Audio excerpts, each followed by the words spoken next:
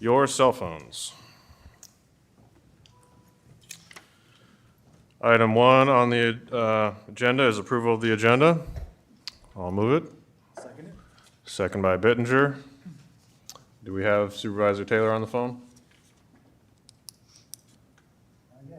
Okay. All those in favor say aye. Aye. Opposed say nay. Passes 4-0. Items 2 through 11 constitute a consent agenda of routine action items to be considered by one motion. Items pass unanimously unless a separate vote is requested by a board member. Item 2 is approval of the minutes of the January 24th meeting. Item 3 is approval of the claims. Item 4 from the county auditor includes A, receive the appointment of Robert Koppel as mayor of Sloan. B, receive county recorder's report of fees collected. C, receive for signature the canvass of the Sandhill Lakeport Drainage District trustee election. D, receive for signature the canvass of the McCandless Intercounty Drainage Election District trustee election. And E, receive for signature the canvass of the Little Sioux Intercounty Drainage Election District trustee election. And item 5 is approval of resolution to withdraw from 2080 agreement with Western Iowa Workforce Region. Mr. Radig has mentioned this in previous committee reports. Any questions on this? Hearing none. Item 6, approval of resolution thanking and commending Mark Campbell for years of service with Woodbury County. Item 7 from Board Administration is approval of lifting tax suspension for initials MR. Item 8 from Board Administration includes A, approval of a notice of property sale resolution for parcel also known as 5217 First Street, citing that for Tuesday, February 14th at 3:35 p.m. And B, approval of a notice of property sale resolution for parcel also known as 3431 Athlone Avenue for Tuesday, February 14th at 3:37 p.m. And C, approval notice of property sale resolution for parcel also known as 200 West 3rd Street, setting that for Tuesday, February 14th at 3:39 p.m. Item 9 from myself is approval of the revised 2023 committee assignments, adding Mr. Mark Nelson to the committee assignments. Obviously, a focus on rural and agricultural interests. Was there any comments or concerns on those? Hearing none. Item 10 from Human Resources includes A, approval of a memorandum of personnel transactions, B, authorization to initiate the hiring process, and C, approval of the memorandum of understanding addressing retention and recruitment in the county attorney's office. This has been signed by the union representative, Julie Dake-Abel, and only needs this board's signature. I appreciate everyone's work on this and turning it around in a speedy manner. Any comments? Hearing none. Item 11 is approval to cancel the February 21st meeting. I will be out of town and don't think I'll be able to call in, so I'd like to be involved in these meetings during budget season, so I'd like to ask the board to cancel that meeting. We have enough advance notice, it won't interfere with the claims. Is there a motion on the consent agenda? So moved. I'll second the motion by Radig. Hearing no other discussion, all in favor say aye. Aye. Opposed say nay. Passes 4-0. Thank you. Item 12 is presentation of the new county website by Neapolitan Labs. This is for information, and we'll be doing a screen share and walking the public, anyone watching live on YouTube, through the new website.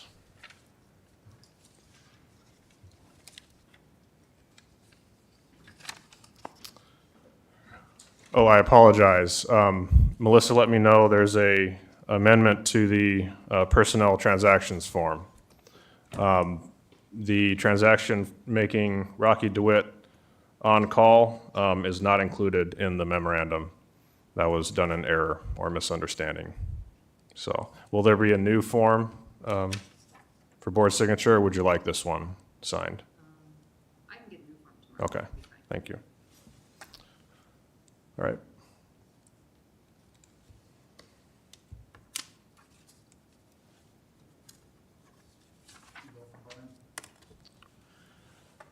Hi, Brian. We can all see you on our handy dandy interfaces here.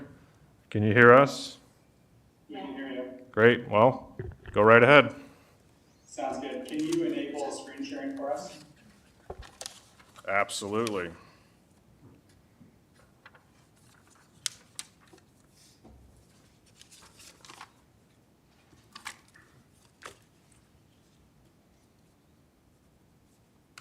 There we go.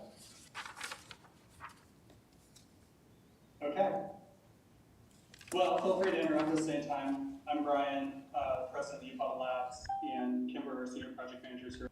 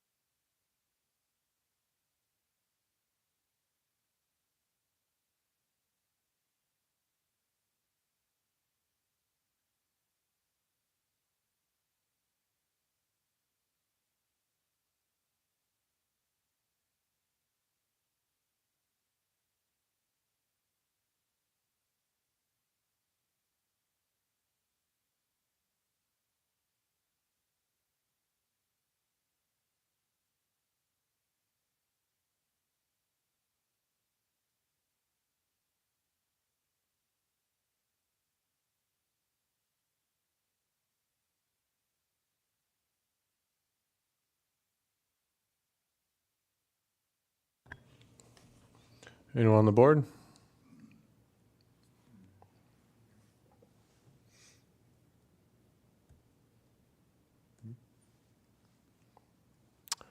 Well, anyone from the public, county?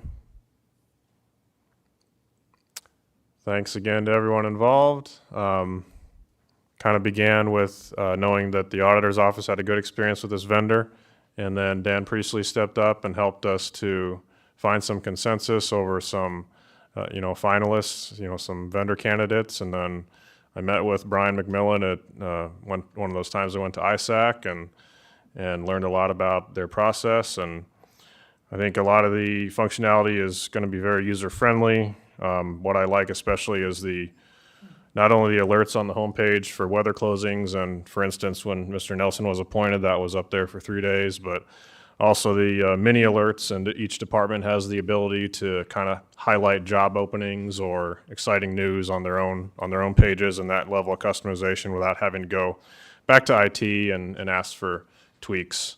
Thank you, Brian and Kimber. I know you guys worked on this on weekends and nights and got ready for our rollout. So anything else you want to add? I don't think so. We appreciate it. Just keep the lines open for communication. Yep. If you see anything you want to update or feedback or things like that. Yep. All right. All right. Appreciate it. Thank you. Thank you. And if there are any thoughts or updates, feel free to pitch them to me or anyone else on the website team, Dan. So we'll go forward unless anyone had any other thoughts. All right. Next item, 13 is from Summit Carbon Solutions. Riley Gibson, this is a project update for information. Yeah, good morning. Can you hear me? Yes. I'm awkward at talking into microphones. I apologize in advance. Yeah, we just wanted to come in here, give you a quick project update. I have a few handouts, if that's okay if I pass that around. This is just going to be a packet with an infographic, a new infographic we can go over, and a project map of Woodbury County.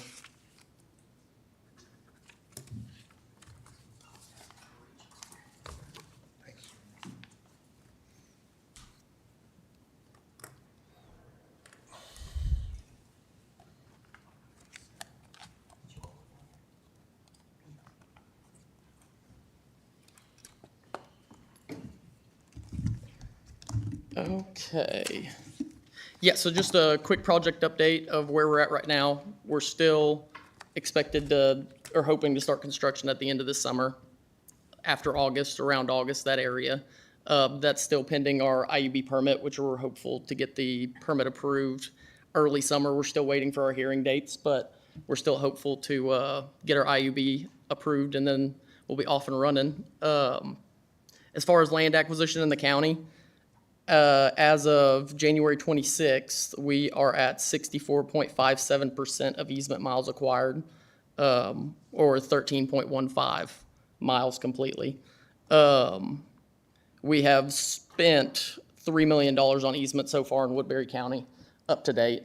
And as far as permits go, first of all, my name's Riley Gibson. I work for Turnkey Logistics. I totally skipped over that. I represent Summit Carbon Solutions predominantly on the non-environmental permitting side. So I spend most of my time working with county engineers. I've bugged Mark, heck, maybe once a week for a few months or more. So that's predominantly my job. Right now, our permit packet for Woodbury is under review.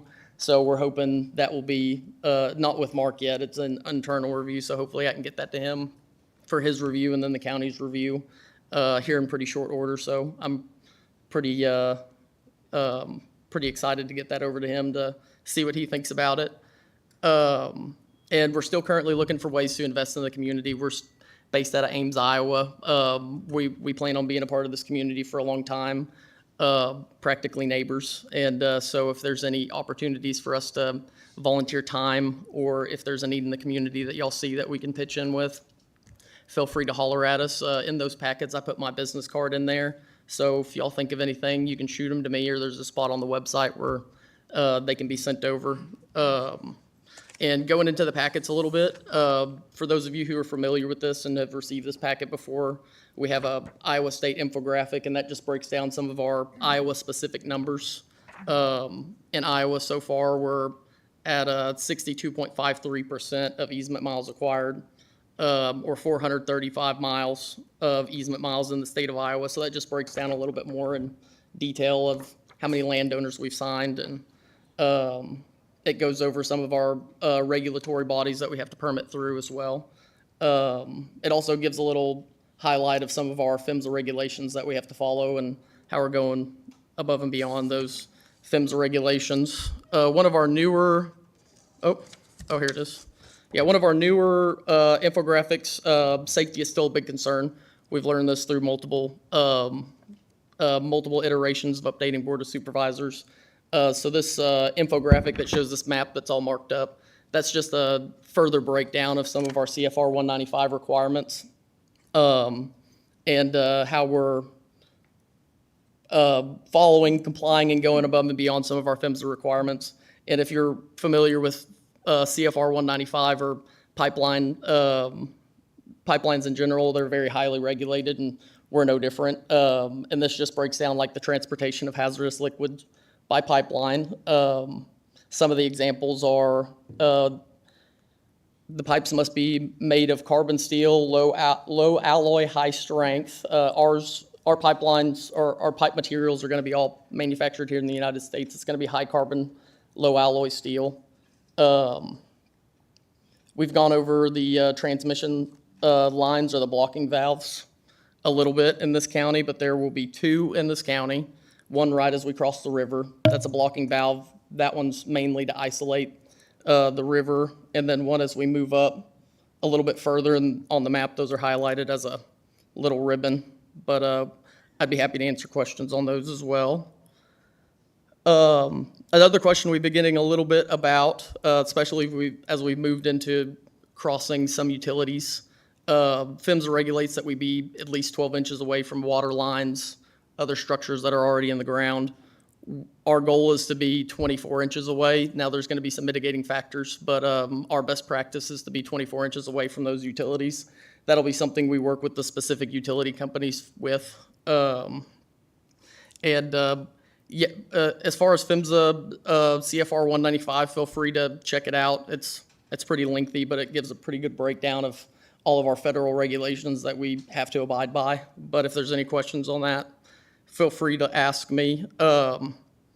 Another thing, and I almost skipped right over this, we've been going through Iowa lately and getting a grasp on drainage districts. In Woodbury County, I've got a chance to meet with Farmers Drainage District, kind of go over some of the facilities that drainage district has, and kind of work out where our plan is to work out some of the best practices to cross some of their facilities. I also know that we will cross the Orton Slough Drainage District, which the board, I believe, is the trustees for the Orton Slough. And I wanted to run it past and see what we've been kind of doing is sitting down with a board of supervisor, an engineer, really anybody in the county who'd be interested to discuss the drainage districts and determine if there's any permitting involved, any maybe agreements, crossing fees, some of the best practices to cross some of the facilities within the drainage district. So if the board has any direction they'd like to take on that, we'd love to sit down with you and Mark or whoever in the county would like to have that discussion. So with that's really all I have as far as an update, and I'd be happy to answer any questions if y'all have them.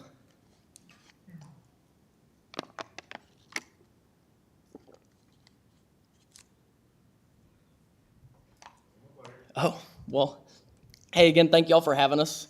We appreciate it. One of the main things we plan on continually doing is giving quarterly updates, so we want to keep y'all as informed as possible. If you think of anything outside of this meeting or after this, feel free to reach out to me anytime, and I can get you at least a really good answer from me or project manager, construction manager. But thank y'all so much for your time, and y'all have a good week. Thanks, Ryan. Or Riley. I just did we have an electronic file of that? Did you want to do a motion to receive? Do you want that in the minutes, what he just presented to you? Sure. I'll move to receive. Second by Radig. All those in favor say aye. Aye. Opposed say nay. Passes 4-0. Thank you. Thank you.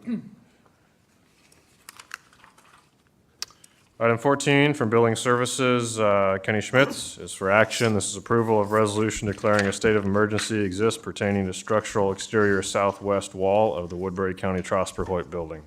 Kenny Schmitz, Building Services Director. I met with CMBA Architects again last week.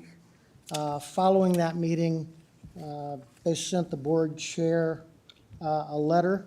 That was on January 25th, providing information to the county and to the board that we should proceed with an emergency repair on Trosper Hoyt.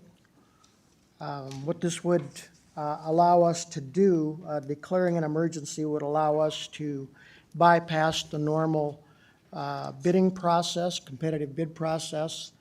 It would save us about 6 weeks. That's usually what that process takes, a minimum of, and allow us to go out and seek a contractor with our plans and specifications and begin work as soon as possible. I do have some estimates. The second floor ballpark estimate is $212,750. That was given by CMB Architects, and it does include a 15% contingency fee. The other the total would be $237,750. The second floor's total would be $212,750. The third floor's estimate would be around $25,000. That work on the third floor would be performed by Building Services in-house. The reason there's such a huge cost difference is the third floor space where those structural beams will be added is not finished. Therefore, we don't have to tear it into the ceilings and into the walls to get those structural beams in. So I would ask the board to entertain approving the resolution. I'll move approval. Second by Bettinger. Any discussion? How many bids will you seek to get? I won't seek to get any bids. I'll probably go to at least one or two firms and get a quote. And while doing so, find out what their availability is. Although one may not be lower than the other, if we can get someone started as soon as possible, that would have some benefit. I mean, at this cost and, the scale of project, I think you could get at least 4 or 5 just in Sioux City companies just to, Depending on who we could get, yes. yeah. Guess I'd be interested to know, what kind of reach we're gonna have as far as who we're asking and, because if we're gonna bypass a competitive bid process, I wanna make sure that we're at least, throwing it out there to as many contractors locally as possible. And of course, if any contact you, I expect them to get a chance to bid as well. Kenny, would you be willing to provide the board an update on at least the number of prospects you reached out to for quotes and, the number that could start right away, and then obviously the cost? Absolutely. I won't have a cost. We'll have a ballpark quote probably. Right.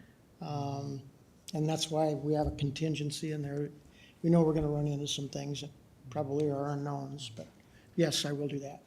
So while they're in there on the second floor, they're just gonna have them chip out the fire brick too as an alternate? We are already working on the fire brick on second floor and have probably 50% of it gone. I mean, now would be a good time to just get it all done because, they're out of there for the fire brick. They just will take off the sheetrock and take care of the wall at the same time.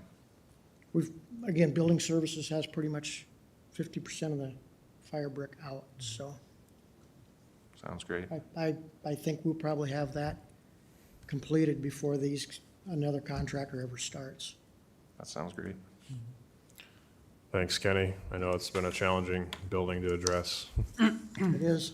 Dennis? We did have 150,000 our CIP to borrow this year. It would probably be a possibility, it is a possibility we could use ARP money for this.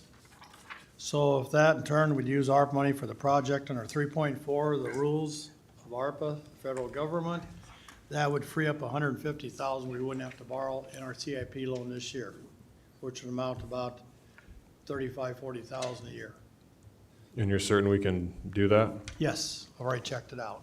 I knew this was coming, so we have about things we got on the table now that the board has obligated and is gonna obligate. We have about 657,000 left of ARPA funds to get obligated.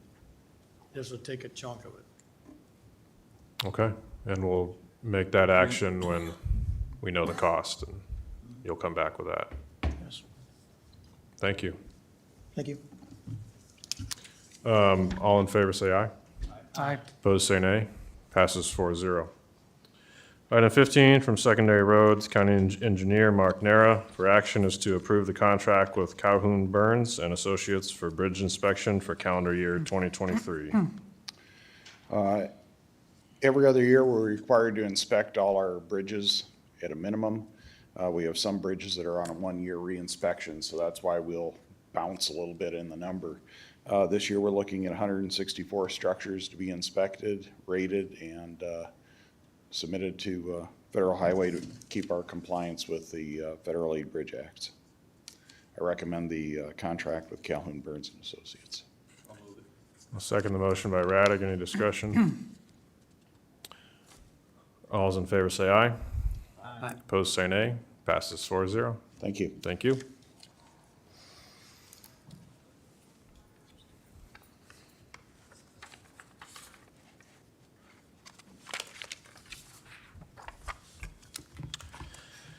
Item 15 from Human Resources, Melissa Thomas for action is approval for the chairman to sign the authorization to bind coverage with ICAP as Woodbury County's 2023 property insurance provider. Hi, Melissa Thomas, Human Resources Director, and I have in front of you two separate property insurances that we were given quotes for.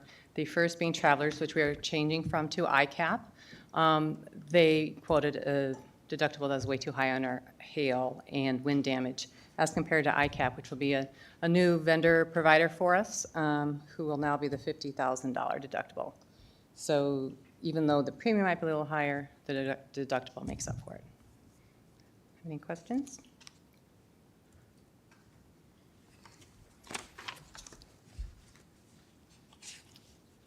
Hearing crickets, I'll move approval. Second by Bittinger. Any more crickets? All those in favor say aye. Aye. Opposed, say nay. Passes 4-0. All right, thank you.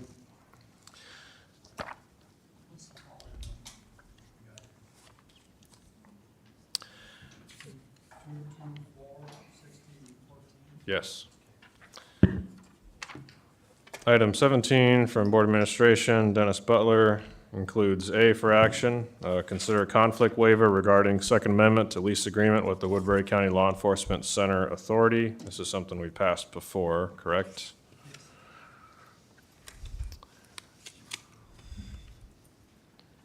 I'll move it for discussion. Second by Raddick. Dennis, anything to note? This is just, we're working on a lease purchase or lease agreement with authority. This is their representing authority. They're representing authority, and this will give them permission to represent us also. And right now, there's really no conflicts. We're going pretty smooth, and we'll be setting a date here shortly. Any other questions on this item? All those in favor say aye. Aye. Opposed, say nay. Passes 4-0. Item B is approval of a resolution fixing date for the public hearing on the proposal to amend the lease agreement with the Woodbury County Law Enforcement Center Authority. This is a big deal. I'm glad it's getting done.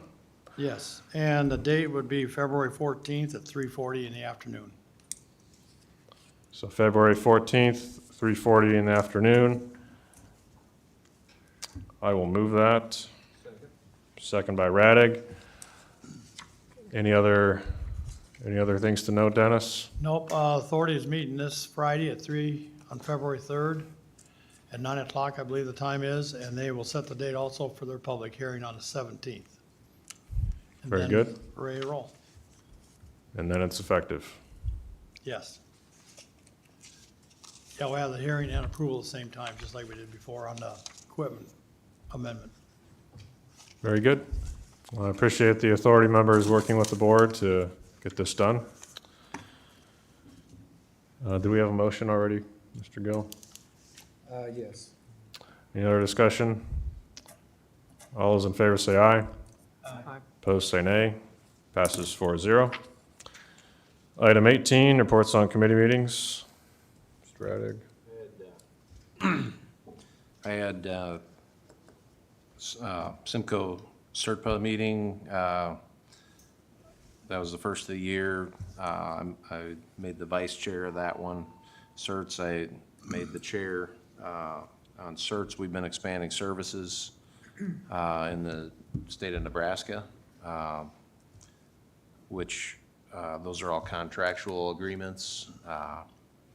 We had some strategic planning, took a few hours on Thursday with the board and Simcoe staff on that planning, just, focusing on excellence in the region and how to make the most out of the areas we already serve as far as providing best service and being the best provider. Of course, the building update is moving right along and no changes on that. Everything's been going very smoothly, as you would expect in new construction as opposed to tearing out walls and finding surprises. So, still expecting to have most everything done. I want to say it was March or April, but the final air handling units and things won't arrive for another couple months, so it won't be open until around July. Wickertiff, not a sneeze. Oh, may I ask, with your elevation and rank, do you get naming rights on the building? Yeah, no, great. Wickertiff, I'm the chair of that board as well. We discussed Woodbury County projects. We have one that got completed, 8 still waiting for openings. We have 4 in construction. I also sent these forms over to the Veterans Office in Woodbury County. We need veterans that are willing to have projects done. A lot of times, funds are tied to that status, and a lot of people that are veterans are unwilling to partake in these programs. So if there's somebody in need that is a veteran, they have to be in that 80th percentile income. For a single person, that's $45,950. So I sent those over to our Veterans Affairs Department. That's it. Oh, I did have one other thing. We met with EDA as well. Mark and I and Simcoe met with EDA to discuss funding for the interchange project. Not really anything that can help us with the interchange itself, but possibly with any feeder streets off of that in the future. So that's just what we found out, and that's it. Mr. Bidinger? No committees this week. Mr. Nelson? None from either. Do you have any meetings you want to mention? Not an official committee meeting, but any meetings that, We met with Conservation today, Dorothy Pico, had a great meeting. Got some slated the rest this week, looking forward to, so hitting the ground running. very good. You'll have an email soon, correct? Yeah, set up last night, Okay, great. Yep. so good to go. For me, we had a brief Rolling Hills Mental Health Region meeting to approve the budget that was tentatively endorsed at the prior meeting. Just had a couple little details ironed out, and they passed budget with a 5% cost of living increase. Also, I wanted to remind the board that tomorrow at 2 p.m., there's a Sioux City Conference Board meeting at City Hall. The board needs 2 of us to have our votes count, and there's a hiring of a assessor, so I'm planning to be there, and hopefully at least one of you can also make it. I'll be there. I was planning. You'll be there? Okay. Mr. Bittinger will be there. Very good. Item 19, citizen concerns or anything not already addressed on the agenda? Hearing none. Item 20, board concerns. On the website, I saw it showed the RWIB, but I believe that was the original Western Iowa Workforce Development Board beforehand. So I'm wondering if that 2080 would also need to be dissolved.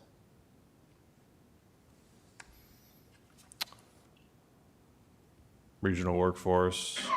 Investment Board, I believe that was the partnership between Woodbury,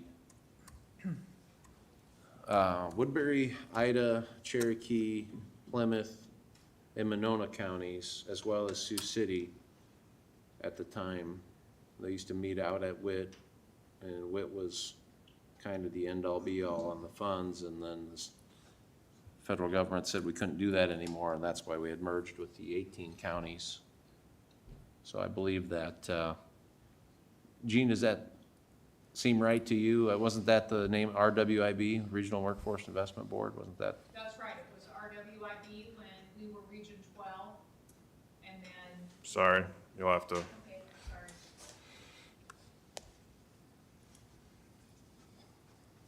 There was a 2080 that had to be created when the Regional Workforce Investment Board began. That 2080 was enlarged to include an 18-county area when Iowa Workforce Development went from 15 regions down to 9. So we are now in what's called the Western area, the Western Iowa area, and it's 18 counties that really runs all the way pretty much down to the border, Potawatomi. And so we're asking for dissolution of the 28E, which I believe We had on the consent the, today. yes, so. I think the RWIB board, that original board, was dissolved to By- create the new Western Iowa board that has 18 counties. So I believe all you need to do is sign the resolution dissolving your current membership in this Western, in the 2080 that would put you in the Western Iowa workforce region. Or Okay. at Kinda least that's what dissolves seems both to at be what once other there, counties are doing. Okay. And this, I think initially supervisors had been told that you would need to accept this liability for this federal funding to come to our area. And I think that it's come to light that that is not the case, that you can at your pleasure decide not to accept that liability, and services will still be provided in our area for workforce. Is that enough summary? Yeah, Okay. yeah. Thank you, guys. And it's just when they had the website discussion there, I saw that it said RWIB, and, you know, I thought that was dissolved when we became the WI, Yeah. you know, Western Yeah, Iowa Workforce Development. we caught several items to archive or delete moving over, but not all of them. And this isn't on the committee assignments, and I'll have it taken off the website. Okay. But is there another document we need to sign, or are we saying? Well, I that- was just wondering if we never actually dissolved the original RWIB, that would have to probably be dissolved as well. Well, if there's anyone on the board on that committee, maybe we can find the template to do that. Any other board concerns? Hearing none. Just a reminder, next week we'll stick with the 3:30 meeting times until the budget's certified, just to allow room for any extra items. Hearing no other board concerns. Item 21, we're moving into the budget review discussion for FY '24. Yes, Dennis? With your permission, can we move the medical examiner to the front here so she can leave? She has other engagements here. Sure. We're going to move item C up first, medical examiner on the Board of Supervisors page, or tab, page 10. Sorry. I just should leave it on. I forget. Huh? We did meet with Julie here, Dr. Briner, and with the Emergency Service Director and Bob Welty and Heather from our office upstairs, and we came to the conclusion that actually transporting deceased individuals in the city here was not feasible for us to do it. You'd have to have somebody, according to Scott and Bob Welty, that we'd have to have somebody on duty, 2 people on standby every day of the year for on-call. So when they get a call, they'd have to transport them. So with that being the case, we kind of dropped that for the time being. We did talk about other things, especially hiring possibly an investigator, as other counties have done, to investigate, whether we should be paying the autopsies or not. This is still in discussion stage, so my suggestion would be to leave the medical examiner budget the same as it is. If we get any clarification before March 28th, we can always go and reduce it. But for the time being, leave it where it's at till we get things settled down here a little bit. Julie, you'd like to add something? I agree. I think medical examiner investigators would be really great for this county, especially with a population of this size. We're one of the larger counties. And most counties, including smaller counties, have MEIs or medical examiner investigators. And I think that would be a nice thing to bring on, to do a little bit more real-time scene investigation and talk with the families and try and head off some of the visits to the morgue that patients end up having because we have no history at the time of the death call.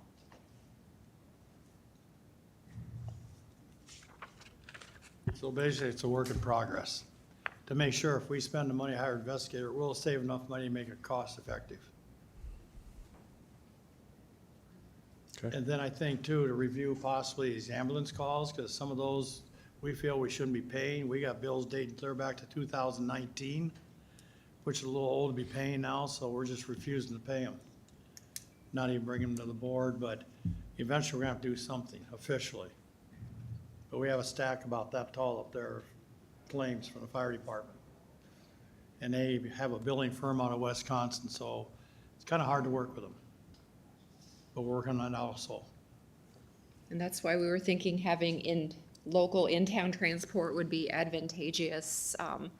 The ambulance charges $350 per transport if they're one block from St. Luke's, or if they're way out in Morningside, it's a flat fee. It is a lot of work to do that, we understand that, but, a different transport mechanism, and I know we've talked about it in this meeting for many years, in-town transport and also transport to the state medical examiner's office in Ankeny to have potentially a different mechanism of transporting. And I don't know if Sioux City Fire Rescue can negotiate a different fee. I don't know. But Scott said it costs about $48 per person per day, 365 days a year, and you need 2 people. That's not real expensive. The catch is we have to have vehicles, ways to transport them, then you start getting into the money. It does make it cost effective. Right. So that's kind of where we're at. If, we'd like to leave the budget the way it is, it's increased to 52,000, most is transportation, some autopsy or investigation, but hopefully we can trim that down over a period of time here. I'm fine leaving it as proposed. Anyone else have any thoughts? I'll move to receive. I'll second the motion by Radig. Hearing no other discussion. All in favor say aye. Aye. Opposed say nay. Passes 4-0. All right. Thank you. Thank you. Thank you. Move back up to item A from myself. This is to approve full allocation of $368,665 from local option sales tax to the Nature Center Department budget. As we're looking at non-tax ways to reduce the tax burden, as I lay out in my item, we basically have three major options. That's general basic reserves, gaming funds, and local option sales tax. Local option sales tax we've used for a variety of ongoing expenses and, to subsidize Simco dues, things like that. We haven't found, and nor do I think with the level of funding we receive every year, will we find some mammoth project where several $1 million is available to use for a capital outlay or something like that. We tend to have a build-up or a carry forward in gaming and local option sales tax every year, and each budget cycle, we pare that down as we find ways to spend gaming funds on equipment and spend lost funds on economic development department, things like that. I think that it's prudent to use the funding source that has the most restrictions on it, so that going forward, if there is a need for mid-year budget resources, I'd rather have those funds in the most flexible pot, so to speak, and that would be gaming. And so that's why I'm proposing to just cleanly fund the entire Nature Center budget from local option sales tax. Given the carry forward next year, that may not be possible, or it may be possible if we shift some funding currently obligated into gaming funds. But again, I think it makes more sense to have 2x the funds in gaming versus 1x in both of them when local option has much more restrictions on it. Thoughts? Can we go maybe over what happened in the last week, I guess, as far as where our budget is now? Sure. Because things have changed outside of our, That is included in your packet. It's the pages here, the tally sheet. Would be the first part, all the budget information there. And it goes week by week, and you go to the third page here, you can see on the 24th what we actually did there on the 24th. Just to recap, we used the LATCF funds for miscellaneous equipment purchase for $100,000. We used unspent county attorney funds from fiscal year 23, $300,000. I reduced the CIP loan principal and interest by $112,500. We increased for the lease on the off-site computer and storage of $66,108. Increased the WCICC MXDR software, $66,500. Reduced electric, $14,556. We added revenue from miscellaneous refunds of $30,000. We did make an improvement request, approval of 3 new custodians for the new LEC for $188,008. We did put in the compensation board recommendations, $265,749 general basic, $35,464 in general sup. And the conservation resource tech position, it's a wash because we are using other funds, lost funds to cover that wage, so it's a zero impact. Which brings us down to, we are now down to $70,000.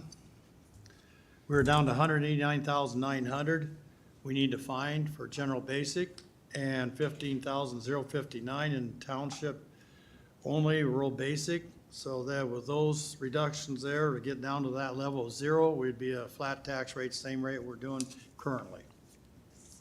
is that with or without this action on 21A? That is without. Okay. With this action, we go positive. So is there a reason you're going that far positive at this point?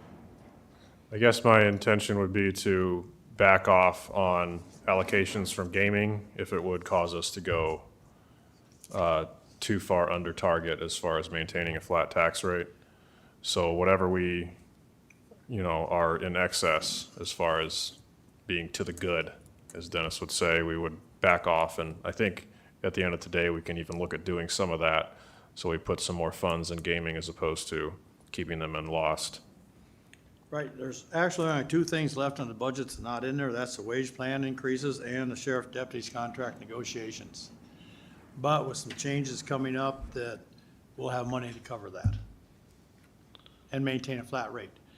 There's one catch-22, that's this thing that the State Department of Revenue has messed up on the rollbacks. We don't know what that's gonna cost the county, but we have a plan for that if the state does not backfill. There has been some talk possibly down the road of Ways and Means, possibly using their big cash reserve down there to backfill what's gonna cost the state of Iowa, cities and counties, which is about 126 million statewide. But we do not know that number, but we have a plan to potentially take care of that, Wasn't that roughly 800,000 to us? roughly. We don't know for sure until we actually get the real numbers. We're getting kind of far afield. This is about the nature center budget, but is there anything on this item that's helpful? Yes, I was gonna ask Dennis if Dennis and I had a discussion today about the ACH talks that we've been having. Is that in there or? Yeah. That- No, that's gonna be in the plan here, coming up today. Okay, Yep, then I'll wait. okay. So, to answer Mr. Raddick's concern again, I wouldn't want to undershoot. But again, I think that if we're going to already allocate gaming funds, as we are, that it makes sense to back off on that allocation to enable us to use local option sales tax. We'd still have 122,000 left for anything that comes up. I just think as an amount, is it too much right now, not knowing the other numbers? Can we come back and add this later when we have the exact numbers? Would that make more sense? I'd like to do it now simply because we've already allocated, what is it, 300 or 500,000 out of gaming? 535,000. So we have 535,000 out of gaming that, you know, we know that we'll probably be able to back off from that, but my point is I'd rather spend down local option sales tax. And you can always come back by the hearing time, March 28th, and pump in what you're taking off now. You can do that at the public hearing to reduce the tax if we need to. So when and if we are below at the end of this meeting, I'd intend to support backing off on gaming allocation to make up for the difference. I'll move it. Second. Second by Nelson. Any other discussion? All those in favor say aye. Aye. Opposed say nay. I'm gonna say no, just because I don't, I'll wait to the end, I'd rather. Okay. It passes either way. Passes 3-1, Raddick opposed. Item B now from the county sheriff is to approve the request to add a full-time transport officer to the sheriff's office.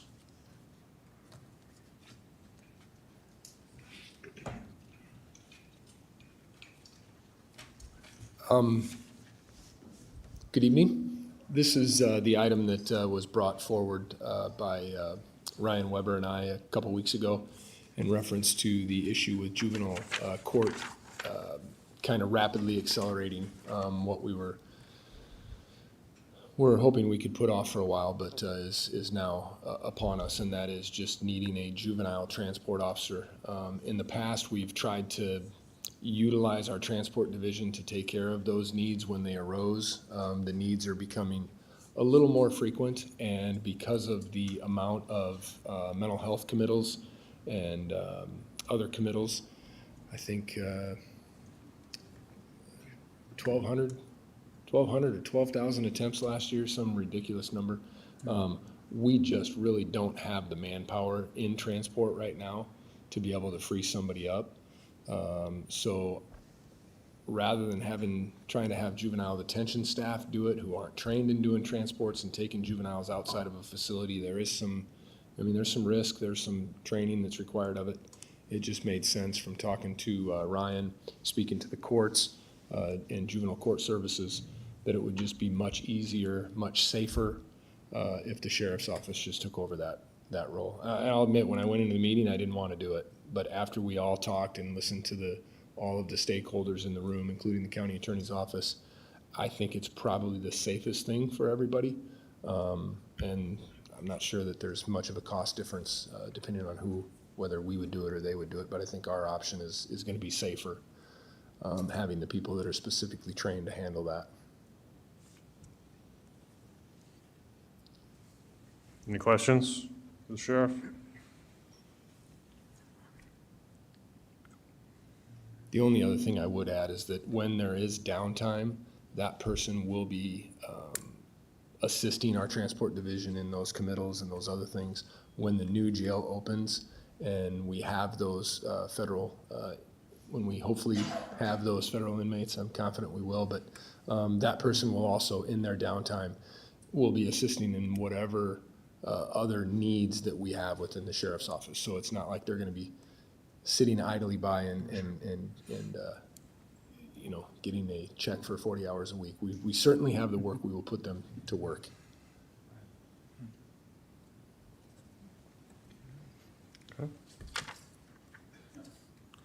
I'll move approval. Second. Second by Bittinger.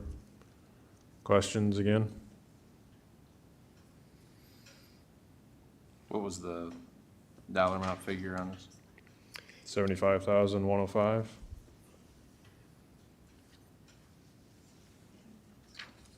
So that's like a first-year deputy position, correct? Michelle's saying that might be it's for a new entry-level correctional officer, but she thinks that might be last year's amount. And it could be, I may have erred on. I thought I used the numbers that I utilized for hiring the new 16 or 15 officers, but Well, that would be a jailer rather than and that's what the transport officers are. They Okay. are correctional officers.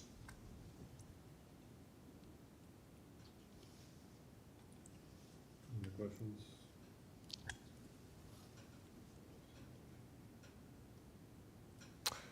Do you know, Todd, if that's right?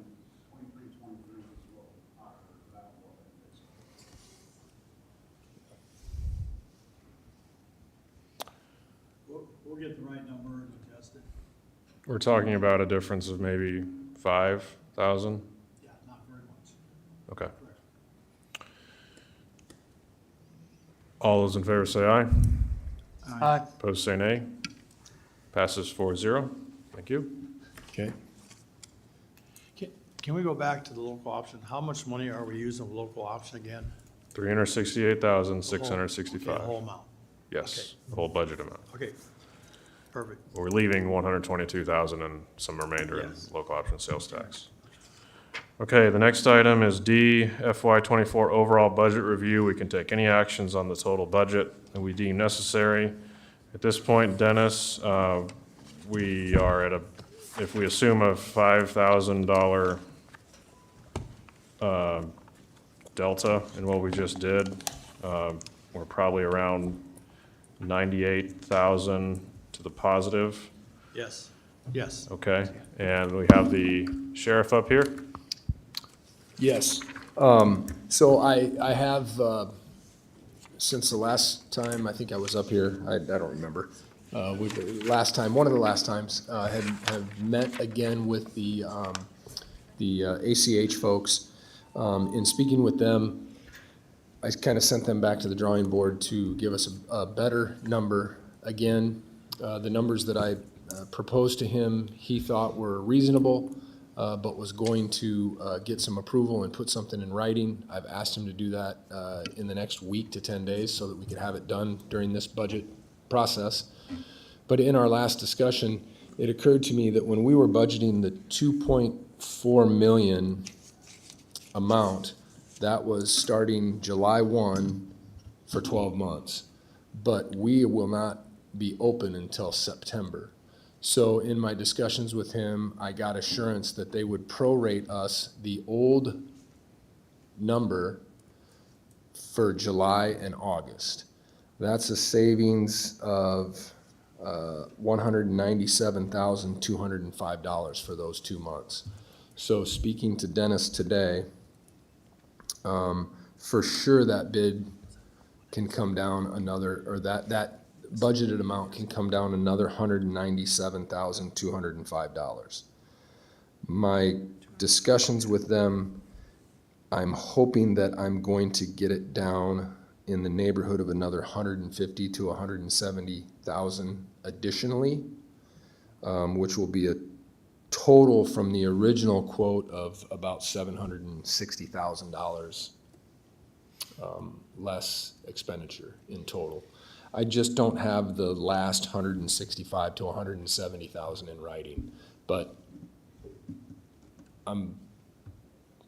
more than optimistic that it's gonna happen. What's the range again of further reduction you think is possible? Somewhere around 160 to 170. In addition to the 197, 205 we're taking off today. Wowzer Bowser. I just hope I keep coming back with good news. It's always fun to be the good news guy. Right, Kenny? Well, the upside of having the largest budget is when you have good news, it's large good news. It's bigger numbers, Right. yes, that's true. I'll move to reduce the health services assistance line item, $197,204. Second. Second by Nelson. All those in favor say aye. Aye. Opposed say nay. Passes 4-0. At this point, I believe we are $295,864 in the positive and rural and general basic. We have a couple outstanding items. We have wage plan. If there is any additional movement from the board's determination there, we have the sheriff's deputies contract negotiations and of course action on elected officials' salaries. Given kind of the ballpark of where the board is cognizant of contract negotiations, I'd suggest reducing the allocation from gaming $100,000 at this point. So I'll make that motion. Second by Radig. This will make our our contribution from gaming, in the backup you can see, we currently are funding out of gaming 535, and we have current unallocated funds of 445,000. So with this action, we'll have 545,000 remaining in gaming. Hearing no other discussion, all those in favor say aye. Aye. Opposed say nay. Passes 4-0. So we're now 195,864 in the positive. Dennis. We do have an updated number on that. Additional deputy is 77,288. Okay. Very good. So we're roughly 197 Yep. in the positive. We have a column here for the rural basic levy. We're under target by $15,059. Dennis, is there a somewhat minor action the board can take to flatten that tax rate?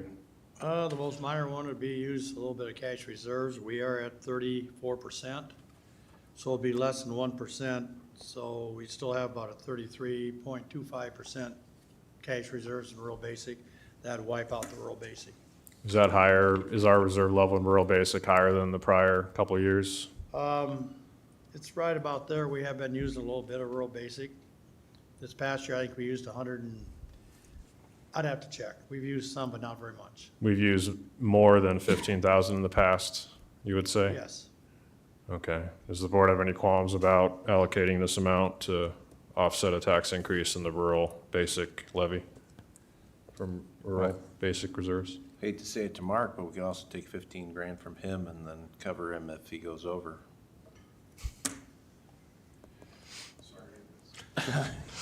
Said, because we're exceeding the minimum funding for your department, we could take the 15,000 from secondary roads and then cover him if he goes over anywhere using reserves, so we would do that as well. That's just. But we might use reserves in the end still. So we're adding to these reserves year over year. I'll make a motion to allocate $15,059 from rural basic reserves. I'll second that. Second by Bittinger. This would be, is that the correct motion, Yes. Dennis? Yes. Okay. All those in favor say aye. Aye. Opposed say nay. Passes 4-0. Dennis, anything you have for us that we can act on today, or any thoughts from other board members on budget items outstanding? Nope. Next week, what do you want to tackle next week? Just, guess all left is wage plan and the deputies. And then we have one more week after that, so we got the 7th next week, and we got the 14th. 14th, we're done. Okay. Unless anything comes up with this other deal with the state, then we're gonna have to do something there. Do we have a tentative date? Do we know? Is anything said when they'll make a decision on that? Would they backfill that? They're still working on it. We listened today to the committee that's handling that, and there's been no motion to backfill it. There's some comments that should backfill it, because the Department of Revenue knew the right number, they did not get it out. So why should all the cities and counties have to pay for their faults down there? I'm sure it wouldn't work the other way around. Especially when you're already done a month's worth of work Yeah. in the budget. Yeah, they said the majority of the city budget's already done. They did talk about extending the certification date to April 15th, but that doesn't mean anything. Right. We're done basically, so just a matter whether they backfill or don't. If they don't backfill it, we got options to fix that. And we'll find out the dollar amount eventually here.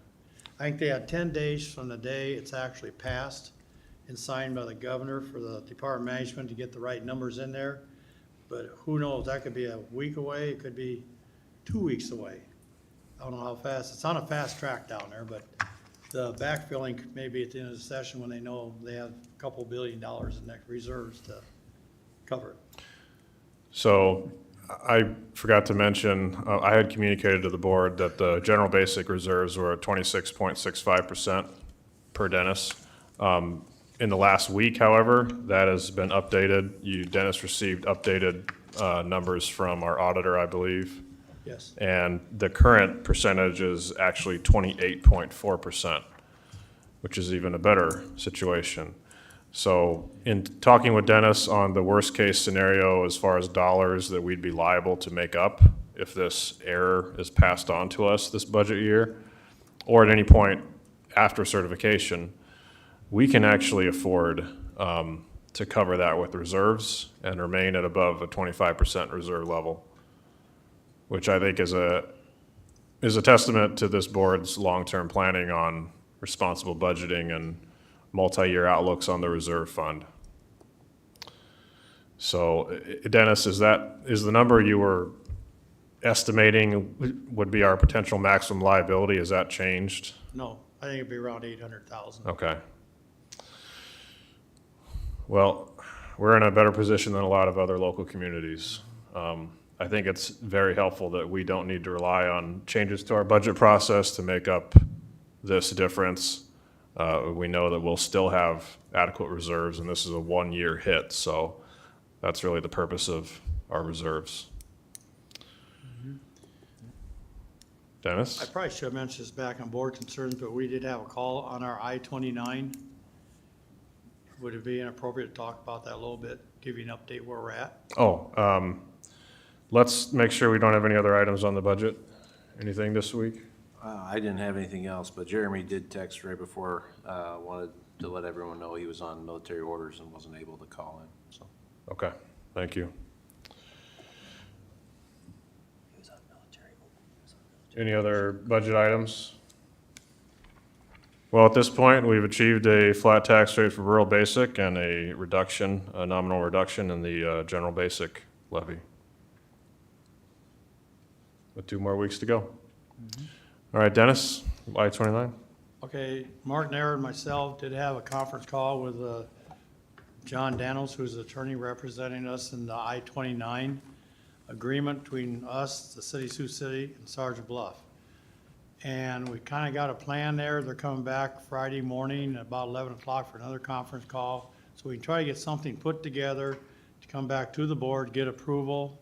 It involves how we share the increment, you know, that we do stay in control of the increment and what happens, there's annexation, things like that.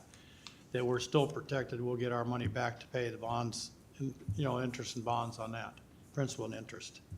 So that's work in progress. I don't know if Mark has anything to add, but it looks promising. So we're ready to get moving on that and get back to the board with that. Very good. Any questions for Dennis's report? All righty.